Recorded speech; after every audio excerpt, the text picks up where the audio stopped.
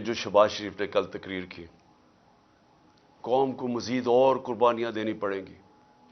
शहबाज शरीफ, ये कौम 10 महीने से जो आपने साजिश करके ये चोरों का टोला ऊपर बैठाया है, जिसमें आप सबसे बड़े डाकू हैं और आप और बड़े भाई और आसिफ जरदारी, आपसे बड़े डाकू इस मुल्क में आए नहीं। 30 साल से आप चोरी कर रहे हैं, अरबों रुपया आपने चोरी करके मुल्क से बाहर भिजवाया है। जरा पूछें तो सही है कि आपका टब्बर वहां रहता कैसे है? कौन सी आपकी आमदनी थी जो इतने इतने बड़े बड़े आपने घर खरीदे? यहां का चोरी का पैसा था, तो अपना पैसा बाहर भिजवा दिया। 1100 अरब रुपए के करप्शन केसेस माफ करवा लिए अपने, और कौम को कहते हैं कि ओह अभी आपके इम्तिहान खत्म नहीं हुए, अभी मजीद और महंगाई आने वाली है।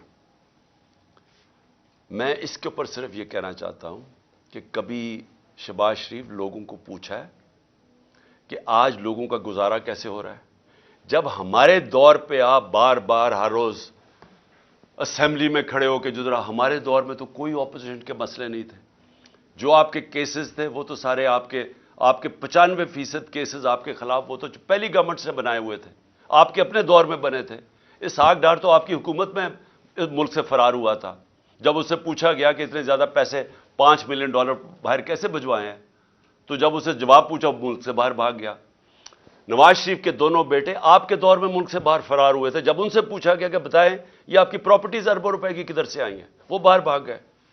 ये जो इसका शहबाज शरीफ आपका जो बेटा, आपका जो दामाद था, वो आपके दौर में बाहर भागा था जब पता चला कि सरकारी तौर पे वो उसने सरकारी एक अपनी कोई बिल्डिंग किराए पे दी हुई थी, वो अभी बनी नहीं थी, उसको जब पैसा मिल रहा था। जब उससे सवाल पूछा वो बाहर भाग गया। और आपका पता है कि आपका ट्रायल हो रहा था और आप पकड़े जाने वाले थे मकसूद चपरासी के केस में, और वापस आके जैसे ही आप इक्तदार में आए तो 4 गवाह मारे गए हैं जिनको पैसे, आपके नौकर थे जिनको पैसे आ रहे थे, जिसमें मकसूद चपरासी, चारों को हार्ट अटैक हो गया।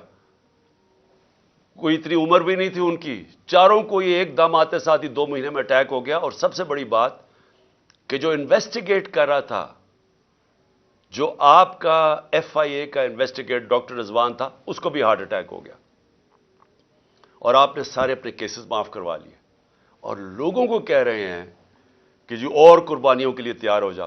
30,000 जिसका था पिछली अप्रैल में जब ने साजिश करके हमारी गवर्नमेंट गिराई थी, वो आज सिर्फ 20,000 की चीजें खरीद सकता है। आज कल की महंगाई में 20,000 की चीजें खरीद सकता है, जिसका 30,000 महीने की तनख्वाह थी पिछली अप्रैल में। जो लाख रुपए कमाता था जो घर, उसकी सिर्फ खरीदार की पावर 70,000 रह गई है। और अभी आप जब मजीद और महंगाई करेंगे तो ये और वो नीचे इनके पास तनख्वाहों के अंदर कभी पूरा ही नहीं हो सकेगा कि वो किस तरह बच्चों का पेट पालेंगे। और आप कह रहे हैं अभी और महंगाई होगी। तो ये कौम आपसे सिर्फ एक चीज मांगती है कि जो भी आपने साजिश करके वादे किए थे ना कि मैं एकदम पंजाब स्पीड ला के तो पाकिस्तान को उठा दूंगा, मैं तरक्की कर दूंगा, वो सारी सोशल मीडिया पे आपकी स्टेटमेंट्स चल रही हैं। देखो मैं आते साथ ही 6 महीने में कैसे पाकिस्तान को उठाता हूं।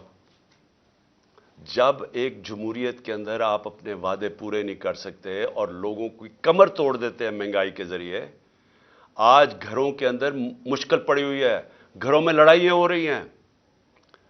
घर में जो बीवियां माएं बैठी हैं वो कहती है हमारा खर्चा पूरा नहीं हो रहा। खामद आगे से कहता है मैं बच्चों की भी फीस देनी है, मैं किधर से पैसा लेके आऊं, मैंने कपड़े लेने हैं। ये हुआ है आज तक घरों में, और आप कह रहे हैं मजीद और महंगाई आने वाली है। ये दूसरी वजह एहतजाज की। हम 2 वजह से एहतजाज कर रहे हैं।